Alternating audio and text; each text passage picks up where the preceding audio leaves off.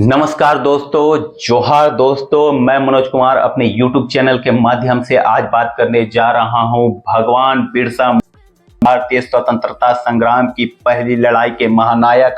दोस्तों, आप मेरे YouTube चैनल को सपोर्ट करें ताकि मैं महान नायक जननायक की गाथा लेकर आप सभी प्रस्तुत कर सकूं और मेरे भी हौसला अफजाई करें।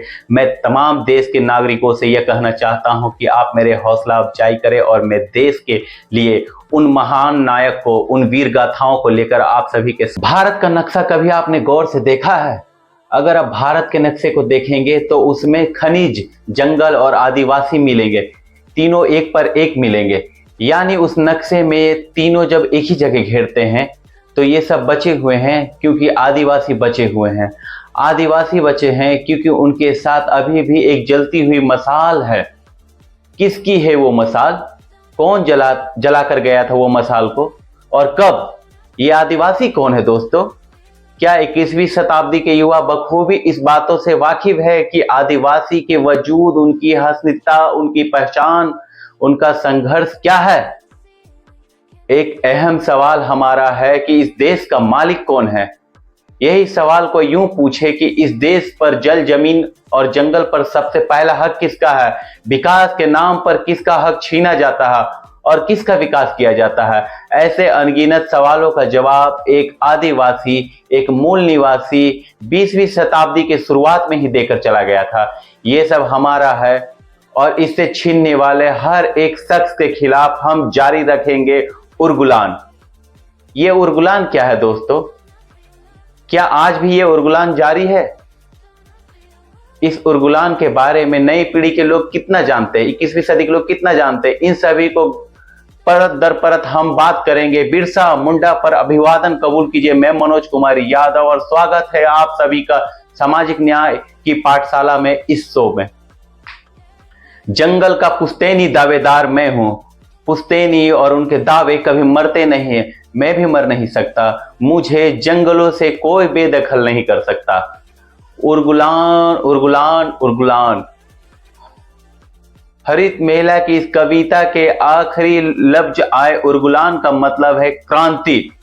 इस क्रांति रूपी उर्गुलान को लाने वाले नायक का नाम है बिरसा मुंडा, भगवान बिरसा मुंडा।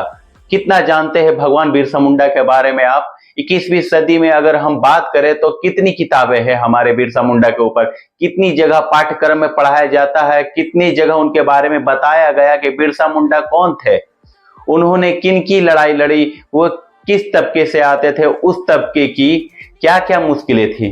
सभी बातों पर हम सब बात करेंगे और देखेंगे कि आदिवासी समाज को लेकर बहुत उथली सी समझ बना दी गई है। जब हम बिरसा मुंडा पर बात करते हैं तो लेखकों के जरिए यह महसूस हुआ कि मुंडारी और संथाली भाषाओं के लोकगीतों और अंग्रेजों के कुछ सरकारी दस्तावेजों के अलावा कुछ ठोस सबूत, पुख्ता सबूत हमारे पास नहीं है जिससे पूरे बिरसा मुंडा का चित्र आप सब खींच सके।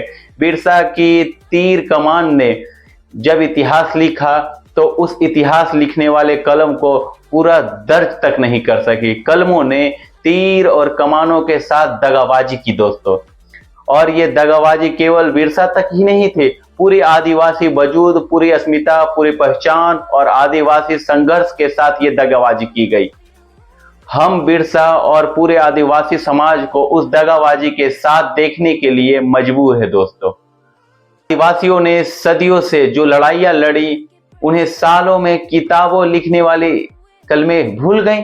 ये बहुत बड़ी विडंबना है। बिरसा का पहला रेखा चित्र जो मिलता है, अक्सर आप देखे होंगे ना, एक पगड़ी बांधे और आधा नग्न बदन, एक ब्लैक एंड व्हाइट तस्वीर जो 1940 के झारखंड में रामगढ़ में कांग्रेस के राष्ट्रीय अधिवेशन में प्रकाशित होने वाले स्मारिका में प्रकाशित हुई थी। उस स्मारिका में G.S. सोंधी का लेख आया था बिरसा मुंडा के ऊपर। उस लेख के साथ चित्रकार ने वो चित्रकार बनाया था जो प्रकाशित हुआ था। 5 फुट 4 इंच के एक साधारण सा काठी वाला शख्स जिसकी कुल जिंदगी लगभग 25 साल की थी। पहले वे झोपड़ी से निकलकर जंगल, जमीन, बूटी, आदिवासियों का वजूद का जानकार एक डॉक्टर बनकर निकलता, फिर धरती आबा, फिर वीर बिरसा, फिर बनता है बिरसा मुंडा भगवान। बिरसा मुंडा का जन्म 15 नवंबर 1875 के छोटा नागपुर के चलखड़ गांव में करमी मुंडा और सोना मुंडा के घर में हुआ था। इनकी 5 संतानें थी, जिनकी 5 संतानें कोटा, बिरसा और कानू, 2 बेटियां और दसकी और चंपा थी। भारत का नक्शा, मैं फिर से कह रहा हूं, भारत का नक्शा अगर आप गौर से देखेंगे तो उसमें सबसे पुराना भूखंड कोई है वह छोटा नागपुर का पठार। यह पूरे भारत देश के भूगोल का केवल 2% हिस्सा कवर करता है, लेकिन पूरे भारत के खनिज संसाधनों का 30% हिस्सा इस 2% के छोटा नागपुर के पठार में पाया जाता है। पूरी लड़ाई, पूरी वजूद की लड़ाई, आदिवासियों का संघर्ष इसी खनिज संपदा और जल जंगल जमीन से जुड़ा है दोस्तों। इस इलाके में संथाल, मुंडा, उरांव, होंक तकरीबन 30 से अधिक जनजातियां रहती है। बाहर से आए हुए लोगों को ये जनजातियां कोल का प्रयोग करते हैं और बाहरी लोगों को इस जनजातियों के लोग दिकू कहते हैं। इसमें मुंडा जनजाति लोग जो हड़प्पा सभ्यता से जोड़ते हैं, 2000 साल से रहते हुए आने का दावा करते हैं और इस इलाके में पूरी खेती का दावा करने का ये दावा करते हैं। कई जगहों पे यह जिक्र मिलता है कि मुंडा कई गांव के पद नाम है, महतो, दीवान जैसे कई तरह के जाति। इस पूरे इलाके में जो आदिवासी समाज है उनका धार्मिक विश्वास है कि वे एक ईश्वर के उपासक करते हैं। जैसे वे सिंगा मूंगा कहते हैं, मूंगा का अर्थ यहाँ आत्मा को कहते हैं। सिंगा मूंगा, बरांडा बुंगा, चांदी बुंडा, ओरा बुंगा, ऐसे तमाम कुल देवताओं का जिक्र है। यहाँ किसी भी तरह के धार्मिक, जैसे सनातनी धर्म कहते हैं, कुल देवी देवता का जिक्र नहीं मिलता है। यहाँ कुल देवताओं का प्रतीक संस्कृति के रूप में चलता है। इनका पूरा रहन सहन, इनका पूरी मान्यताएं, इनकी पूरी सांस्कृतिक कलेवर किसी भी धार्मिक खांचे में फिट नहीं बैठता है। इनके पूरे जो पर्व होते हैं, मांगे पर्व, फागु पर्व, इनके सबसे प्रमुख पर्व है सरहुल, करम। ये सभी प्रकृति के पूजा और खेती और मौसम, फूल, फसलें, इन सभी से जुड़े हुए लोगों के त्यौहार इनके यहाँ मनाए जाते हैं। इनके यहाँ मुख्य भोजन चावल से पका हुआ मादक पेय हड़िया अधिक प्रसिद्ध है। हड़िया के शराब और एक शराब से जुड़े एक हिस्सा प्रसिद्ध है। धीरे धीरे शराब का प्रचलन बढ़ता गया कि बाद में कुछ इतिहासकारों ने लिखा इस शराब को बनाने वाले मालिक धीरे धीरे संपन्न होते गए और शराब को पीने वाले आदिवासी लोग विपन्न होते गए। इस पूरे तबके में मुख्य भाषा संताली। और इस इलाके की बात करें तो बिरसा मुंडा का कोई विद्रोह, कोई पहला विद्रोह नहीं था। विद्रोह की चेतना, जल जमीन जंगल और अपने वजूद को बचाने का यह संघर्ष बहुत पुराना है। छोटा नागपुर में विद्रोह की परंपरा 1787 में शुरू मानी जाती है और 1800 ईस्वी में यहाँ चेरो विद्रोह हुआ। 1860 से लेकर के 1920 के दरमियान कमाड़ में मुंडा आंदोलन हुआ। 1832 में 33 में कोल विद्रोह हुआ। 1834 में भूमिज आंदोलन हुआ। 1855-56 में संथार विद्रोह हुआ। और सबसे प्रसिद्ध इस विद्रोह के नायक थे, उनका नाम आपने जरूर सुना होगा, सिद्धू कानू। सिद्धू कानू में फिर से ठहर कर पूछता होगा कि आपने कितना सुना है सिद्धू कानू के बारे में। ये सवाल है पूरे आदिवासी वजूद के ऊपर कि 1875 से लेकर 1890 का जो दौर था वे छोटा नागपुर में सरदार आंदोलन का था, जो दरअसल मिशनरियों को अपना हितैषी मानते थे। ईसाई मिशनरियों को 1858 अपने काम चालू कर दे। बिरसा मुंडा खुद अपने परिवार का धर्मांतरण किया, बाद में वे बर्जों में किए गए थे। उनके पास ये पूरे ऐतिहासिक साक्ष्य नहीं थे। ईसाई मिशनरियां आदिवासी इलाकों में बहुत तेजी से विकसित हो रहे। धर्मांतरण वहां उनका बहुत बड़ा टूल था। अरुंधति राव अपने सबसे प्रसिद्ध लाइन में एक जगह लिखती हैं कि पहले वो आए, उनके पास बाइबल थी, हमारे पास जमीन थी। आज हमारे पास बाइबल है, उनके पास जमीन है। ये लड़ाई जो थी किस तरह से जमीन से जुड़ी हुई थी दोस्तों।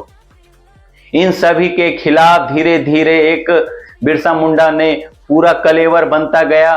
स्कूल में पढ़ने जाते हैं, चाहे दासा में पढ़ने जाते हैं, वहां उन्होंने पहला राजनीतिक बयान दिया, टोपी टोपी एक है और साहब साहब एक है। अर्थात ये जो देसी साहूकार, जमींदार और शोषण करने वाले लोग हैं, ये जो विदेशी लोग हैं, ये सब साहब साहब एक है, यानी टोपी टोपी एक है। चाहे वो मिशनरियां हो, चाहे वो देसी हो, या फिर यहाँ देसी अधिकारी हो।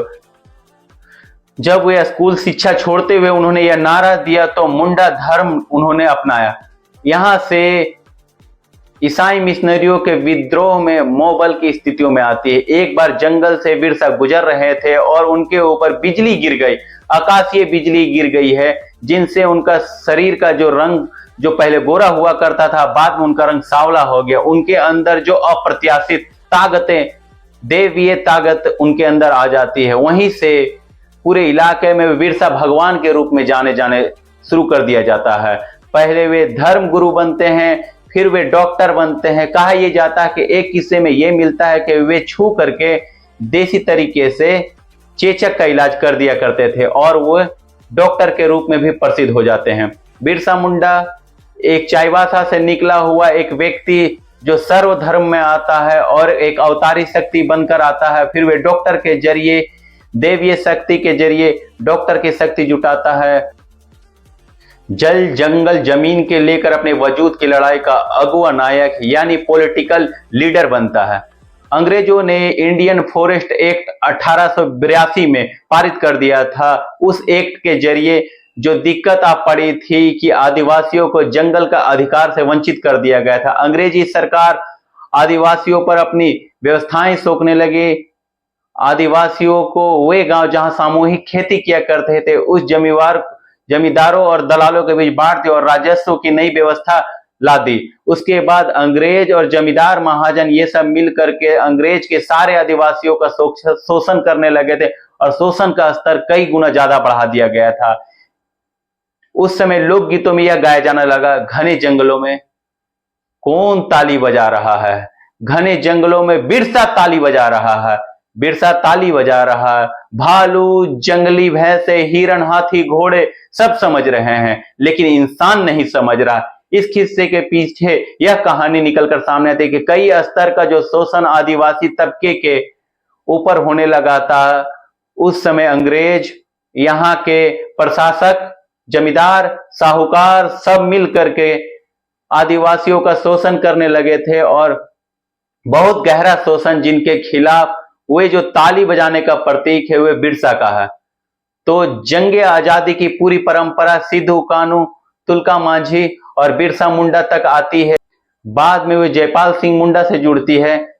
मैं किसी उरांव से पूछूंगा कि आपके पाठ्यक्रम में, आपके किताबों में, आपके लाइब्रेरी में, पब्लिक डिस्कोर्स में बिरसा मुंडा कहाँ है? 6 अगस्त 1895 में बिरसा ने अंग्रेजों की लागू की गई जमादारी प्रथा और राजस्व व्यवस्था के खिलाफ, जल जमीन जंगल के खिलाफ उन्होंने लड़ाई छेड़ दी। उन्होंने सूदखोर महाजनों के खिलाफ लड़ाई जारी कर दिया। उन्होंने अपने आदिवासी स्वकार्यता संस्कृति को बचाने के लिए उन्होंने जो आगाज था इस जंग का, उन्होंने यह नाम दिया इस जंग को उर्गुलान के आगाज करते हुए, और उसमें उर्गुलान के आगाज करते हुए बिरसा ने एक नारा दिया था, अबुआ देशम अबुआ राज, हम यानी हमारा देश तो हमारा राज।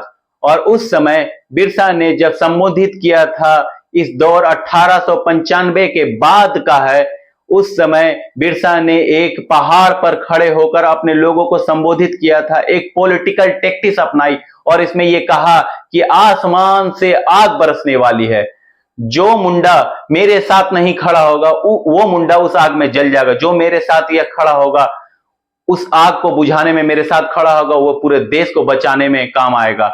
आदिवासी संथाल जनजातियों में तकरीबन हजारों लाखों लोग उस युद्ध में शामिल होते हैं जिसकी अगुवाई बिरसा मुंडा करते हैं, और हाथ से बने हुए तीर, कमान, बर्छी, भाले, कुल्हाड़ी, गुलेल, इन सभी को लेकर के लोग शुरू कर देते हैं उर्गुलान, वे लड़ाई जिन्होंने पूरे आदिवासी वजूद में मील का पत्थर साबित किया। 1896-97 का दौर आता है और 1899 को 1900 का दौर आता है। इस दो दौर में पूरे इलाके में बहुत खतरनाक और भयानक अकाल पड़ता है और बिरसा अपने पूरे अनुयायियों के साथ इस अकाल में मनुष्यता का सहायता करने के लिए सामाजिक न्याय पाठशाला में यह कहती है कि इसमें जितने आइकॉन हैं आप देखिएगा, उनके कोर में, इनके जहन में मोहब्बत है, मनुष्यता है। पुलिस, जमींदार और जागीरदार कई गुना कर वसूलते हैं उस अकाल के समय में भी, उस समय भी लोगों के जहन में विद्रोह पनपना और तेज हो जाता। 1897 से 1900 के बीच आदिवासियों और अंग्रेजी सिपाहियों के बीच लगातार युद्ध होता रहता है। बिरसा उनके बीच रैलियों में अंग्रेजों को नाक में दम कर दिया। अगस्त 1897 में 400 सिपाहियों ने तीर कमान से लैस होकर खूंटी थानों पर हमला बोल दिया। 1898 में तागा नदी के किनारे मुंडाओं की भिड़ंत अंग्रेजी सेनाओं से होती है और उसमें अंग्रेजी सेना हार गई। बाद में इस इलाके के बहुत सारे आदिवासी नेताओं की गिरफ्तारी हुई और जनवरी 1900 में इलिहाती के नजदीक बेमबाड़ी पहाड़ पर दिकुओं के विरोध में बिरसा संबोधित कर रहे होते, तभी कुछ साजिशों के तहत अंग्रेज जाते हैं और वहां पर भीषण संग्राम होता है। भारी संख्या में बच्चे, महिलाएं और आदिवासी बुजुर्ग मारे जाते हैं। आखिर अंग्रेजों के पास बंदूकें थी और आदिवासियों के पास हाथ से बने हुए तीर, बर्छे, कमान, गुलेल और कुल्हाड़ी। उस गुलेलिया युद्ध में बंदूकों के सामना तीर कमान कितने देर तक कर सकता। अंत में 3 फरवरी 1900 को चक्रधरपुर में बिरसा को गिरफ्तार कर लिया जाता है और जेल जाते जाते बिरसा वहां के लोगों से कहते हैं, मुंडारी लोगों को कहते हैं, मैं तुम्हें अपने शब्द दिए जा रहा हूं, मैं तुम्हें अपने शब्द दिए जा रहा हूं, उन्हें फेंक मत देना, अपने घर या आंगन में इसे सजो कर रखना, मेरा कहा नहीं मरेगा।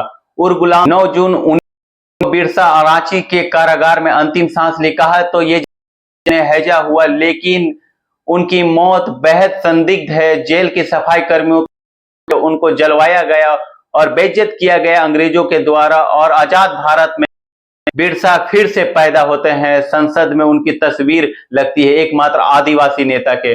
बिरसा का आंदोलन तो खत्म हो गया, इनका असर बेहद गहरा रहा।